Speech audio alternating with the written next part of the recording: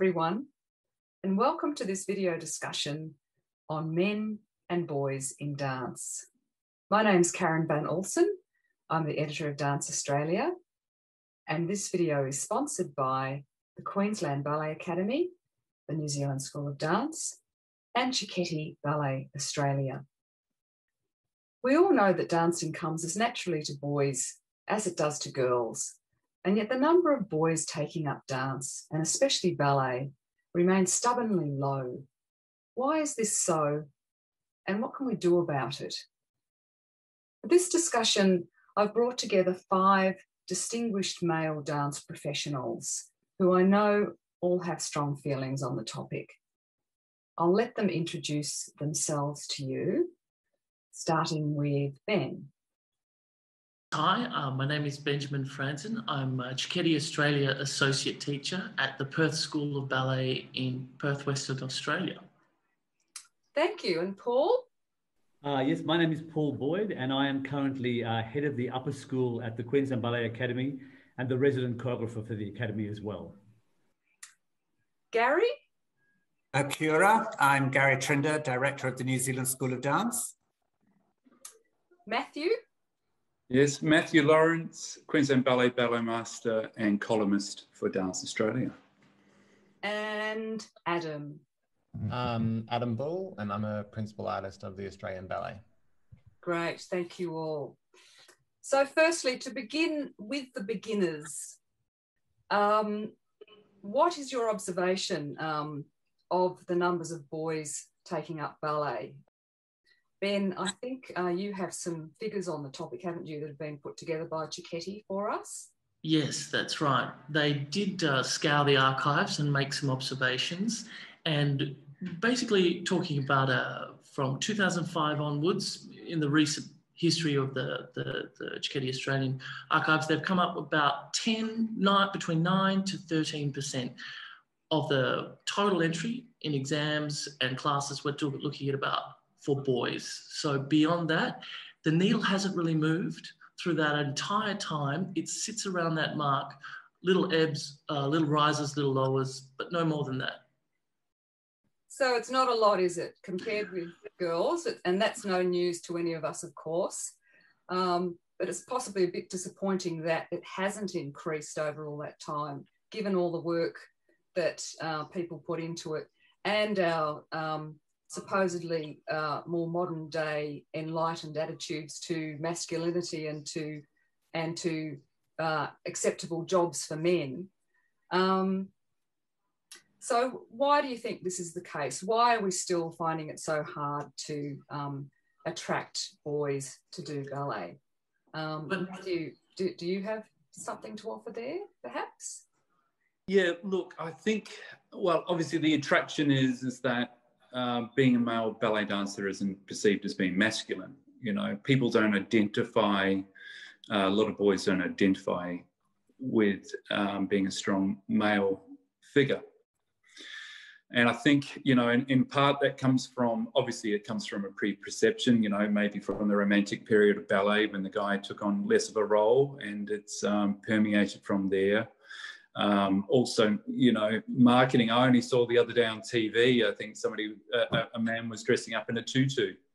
You know, so there's this wrong perception of what a male dancer is. And, you know, you only need to ask the regular audience member what a male ballet dancer wears. And 90% of the time they'll say like a tutu, and they'll be dressing up like a little ballerina and flitting around on stage like a police academy kind of satire. So I think there's a lot of preconception and a lot of ignorance, actually, general ignorance with society about what it is to be a male ballet dancer. And I think that's the number one thing that we have to broach. I think maybe here in Australia, I worked in Europe for many years, for 15 years. And I just think that, like, for instance, in Europe, there is more of a history of it. I think we're a young country here. And I just know that it was a privilege. It was a privilege for the men in Europe. I think they're brought up with that history. Here in Australia, everything is so sports orientated, which is fantastic. And I think that's also something that could be done, is that boys, I mean, they naturally gravitate to their soccer or their athletics or their swimming or their footy or whatever they do. So it's a naturally physical thing. So I think like what we're doing now with at Queensland Ballet at the Academy is that we've got our foundation program. So we're introducing really young little fellas, like little 8-year-olds that come along, and just to get them somewhat interested in dance. And we're not kind of standing them in first position and making them do the hard stuff. It's letting them improvise and getting them a feeling for theatrics, teaching them a little bit about the history of ballet and spark their interest, I think, there. I also think that sometimes which I think is a good thing, is that nowadays they are seeing dancing as such on television a little bit more, which I think, like, So You Think You Can Dance and all those sort of things. I mean, I'm not a huge fan, but I think what is good about it is it does introduce the male dancer. And if I remember rightly, a couple of years ago, they had, I think, one of Stanton's ballets. Was it you, Adam, that danced? No, I think it was Robert, and they did the Divergence part of it. Because I remember... So You Think You Can Dance? Yeah. And it was quite unbelievable to see, I think, the audience reaction. And I spoke with people after, and they just said the difference between the refinement of that ballet dancer. I mean, I think the stuff is great what they do, but I think it just opened up a whole new world, I think, for many people to be able to see the refinement of ballet and the real masculinity of it. Mm. You know? So do you think it comes from the parents' encouragement of their son to take up dancing? Because I know when I was 7 or 8, I didn't really know anything about ballet. And it was the encouragement I had from a teacher in grade 1 who said to my parents, who very blue collar, western suburbs of Melbourne, had no idea about the world of ballet, but it was that encouragement from my teacher who said to my parents, why don't you take Adam to ballet? Because I think he'll love it. And from that encouragement, I was engaged in this world that I had no idea about. And my eyes were like blown apart. Like it was like, what is this world I'm in? So I think the encouragement and the identity of ballet and what it means has to come from the parents, I guess, to allow their boys to, enter into this world. Yes. Garry, I think you had something to say about that too, didn't you? You made an observation that boys just don't even get exposed to ballet at a young age because their parents just assume that they're not going to be interested in going to see a ballet or something like that. Yeah, it's been interesting for us because we've had a number of young men who've come through the school, and quite often their introduction is through their sister doing ballet, and they were literally sort of dragged along, or maybe their mother was a dance teacher. So it's often just introducing them, as Adam said, it's something they don't necessarily instinctively go to. I went to see a performance the other day of the ballet company doing Giselle, and the matinee was just full of little girls in tutus. There were no little boys there. It's just not something instinctively, I think, that parents think is appropriate to introduce a boy to.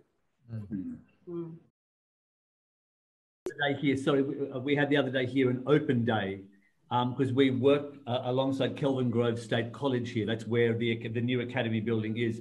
And we had an open day and we just had people coming in and out all the time. And I was actually surprised at the amount of young men that came through, the mums and the dads, who were just sort of, there was a big sign out the front, open day of Queensland Ballet Academy.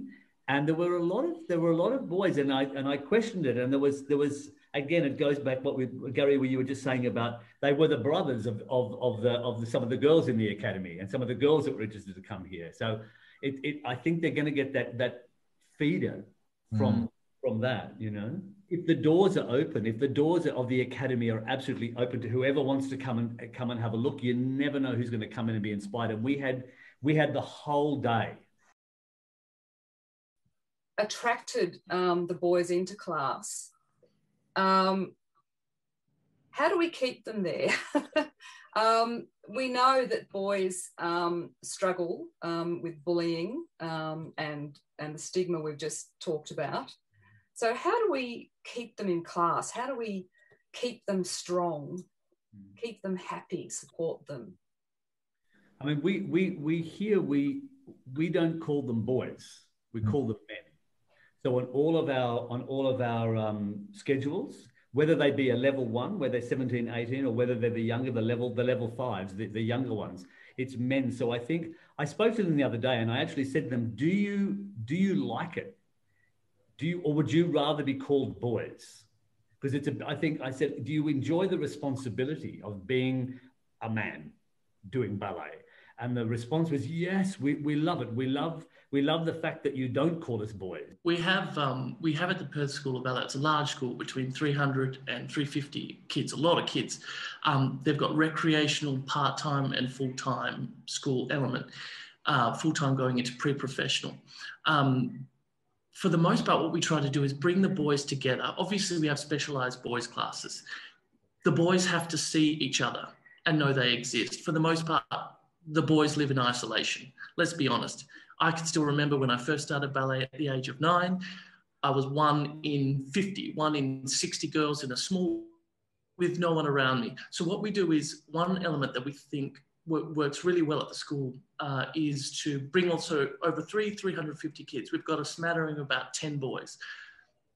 Now you have your own boys ballet class, which is a common denominator in any school that has a decent amount of boys. You need to bring them together so that they can communicate, they can form, they can be colleagues, they can form a brotherhood, for lack of a better word.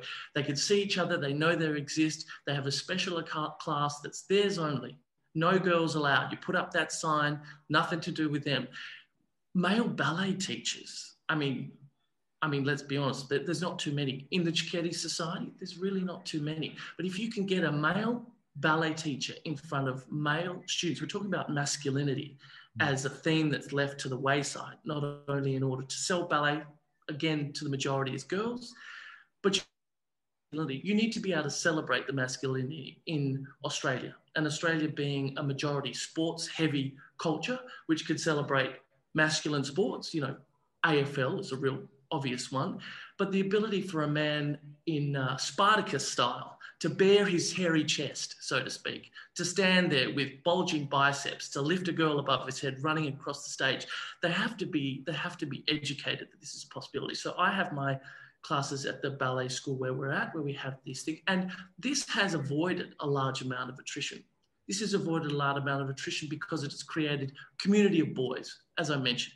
Brotherhood, they know where each other is, they train with each other. And I also developed, I'd say, a hybridized form of coaching. So we do have special ballet coaching for boys with their traditional ballet steps for boys and the usual steps attributed to boys. But we also involve them, especially at the early ages, the very formative stages. For the most part, boys don't stick around. They don't start 4 years old. Girls are starting 2, 3, 4. Boys can't sit still for 2 seconds from ages at least 4 till 8. So when we get them in, we have running, we have jumping, we have strength, we have wrestling, we have ballet interspersed within that. We have games. Boys have a different chemistry, generally speaking, a different psychological makeup, different requirements. I think in order to be successful and in order to retain more across the board, we have to be willing to revolutionize the way we think about what it takes to train boys, especially young boys. I'm not talking necessarily about the finishing schools where they're about to step into professional company life and they do have their technical and artistic requirements. But if you're just trying to keep the bums on seats, I think we need to change the game. I honestly think there needs to be some kind of working group, male ballet working group, Australia, New Zealand, unify in their approach to strategy and policy about ways that they can change the style of education for young boys in ballet. Because let's be honest, how old is the style that we've been doing? This setup that that's traditionally done to train young dancers has been around for hundreds of years, and it's fantastic. I was brought up that way. It does a really good job. Maybe it can be tweaked, at least in the earlier stages, at least for boys. Maybe we can come up with new ideas. Maybe we need to tackle these in a completely new light. And I think it's time to do that, because nothing was mentioned a little bit earlier. You were talking about obstacles and things that are keeping boys out of it. We haven't discussed the internet. We haven't discussed social media. We haven't discussed that medium as a threat and also as a tremendous potential to get a lot of new, young, talented boys into our ranks, to normalize, to masculinize. I don't think that bringing it into the spaces, because let's be honest, used to be television and video, VHS, that people would get their popular culture, that would be informed and educated about what's around the traps. Now it's all social media. It's internet, it's YouTube, it's Instagram, it's Snapchat, you know, and these are utilized to an extent, but they're not, frankly, I think, use the word weaponized the way we could. We need ballet schools. I'm talking about the local ones as well. Local ones, you know, suburban ones. That this is where the foundation of our entire element of male ballet dancing begins, let's be honest.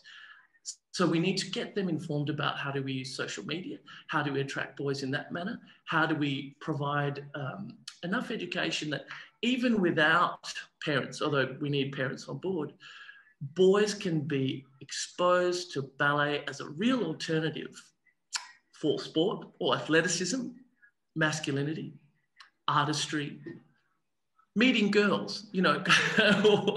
We could explore all avenues in terms of that kind of carrot we could dangle for young boys. I'm sorry, when I looked at this.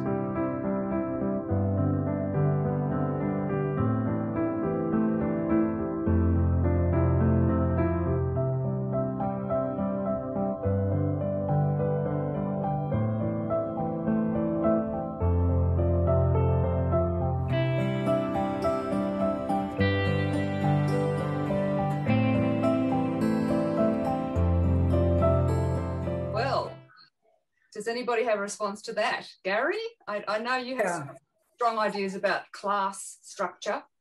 I do, yeah, thank you. There are some things there that Ben said that I align with entirely. I still think there are problems more so in the smaller schools that possibly don't have that same number of boys to have boys-only classes.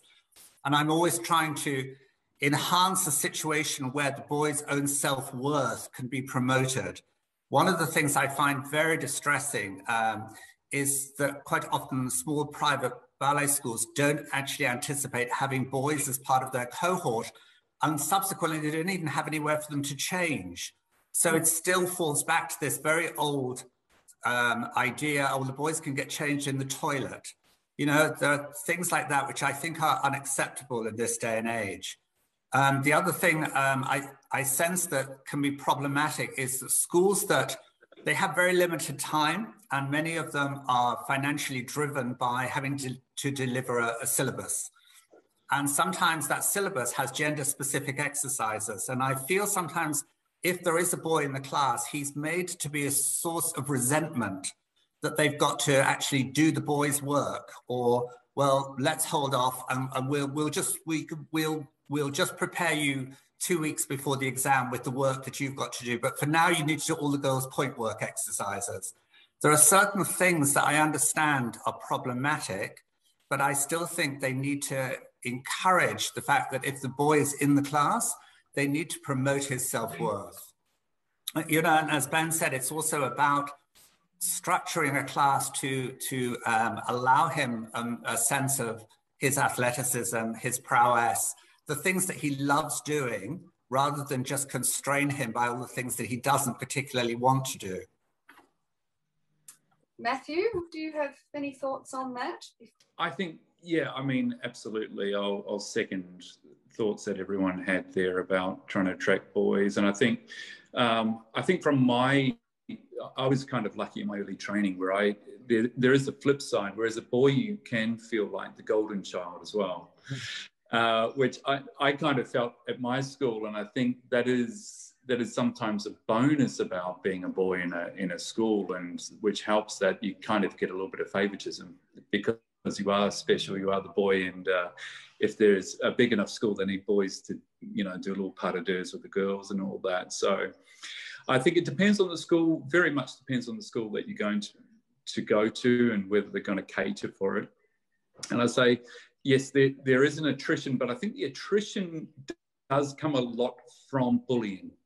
I think that's the major is going to be at school, number one. And I think, yes, we can firm up syllabus. Absolutely, we can make it, and we can firm up those relationships with teachers and the courses. But the number one, I would say, would be they get to school and they get some argy-bargy from the other boys because they do ballet. And that takes a strong young man to overcome that, and a very single-minded. And also you need a great support structure. Mum and dad need to be right behind you, and various teachers need to be right behind you as well. So I think that is a big thing with attrition with young men. And I think the other thing that I would say is really it's about getting people there for attrition to happen. Like, we just don't have the people coming in.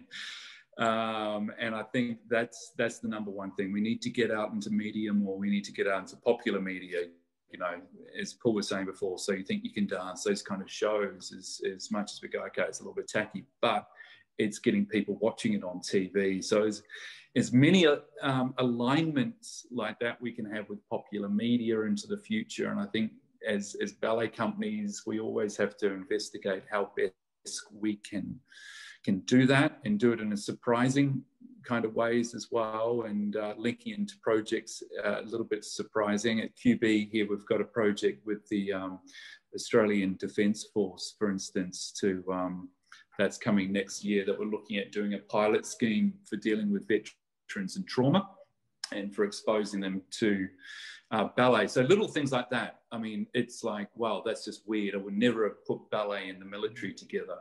And stuff like that, that really goes against the grain of what the public perceives ballet to be. And I think that's what we want to always kind of attack. And I remember there was a great project we did in Birmingham called Ballet Who, where we had street kids coming in to do ballet. You know, it's those kind of projects, and saying ballet is for everyone. Ballet is not about class. It's not about whether you think you're straight or gay or whatever. It doesn't matter. It's for everyone. And any gender, any sexuality, anything, you know, it's an art form that doesn't prescribe to anything like that. Yeah, and to take it for what it is, basically, as an art form that's trying to produce beauty on stage. That's my final thought. Adam, would you have anything to add to that, perhaps? I think, going off what Paul was saying, the importance of having programs in place where boys can come together. Like, as we discussed, like, you're usually the one boy in your local ballet school, you know, surrounded by girls. And, you know, I've been the director of the boys' summer school in Sydney for the last couple of years. And that's just one of many programs, but it's a summer school where boys from all over Australia can come together, and they all stay on campus for the week. They do jazz, ballet, variations, repertoire. And we've had between 50 and 90 boys from all over Australia come together. And you see them grow, come out of their shells, like they find camaraderie, they have friendships. Exactly. It's finding they're not alone. I'm not the only one. And you see these boys grow exponentially, not so much in their dancing, but just within themselves. And we've had boys that have come through the program from 10 years of age to 17 and then gone to professional careers. And they form these relationships and friendships, which in this day and age, they're all connected by Instagram or their phones, and they're looking out for each other. You know, if they have problems, they can work it out together. So it's finding programs and building programs where these boys that are the only boy in their school can come together as a group of men and just keep their love of dance going. And then it just keeps them going and keeps them inspired and fulfilled. And it's something I'm really passionate about, is just you got to bring them all together more often, I think, because it only encourages. We've done that as well in Perth. Sorry to interrupt, but it is so effective. We put it on locally, statewide. Yeah. We had Western Australian ballet dancers It was a weekend for ballet boys, and they came from all over the state. Yeah. And these, very small schools included in that, where you might be one boy amongst 50 girls. You've never seen another boy your whole life. And as Adam was saying, that effect, that camaraderie, that coming out of isolation, boys are man is no island.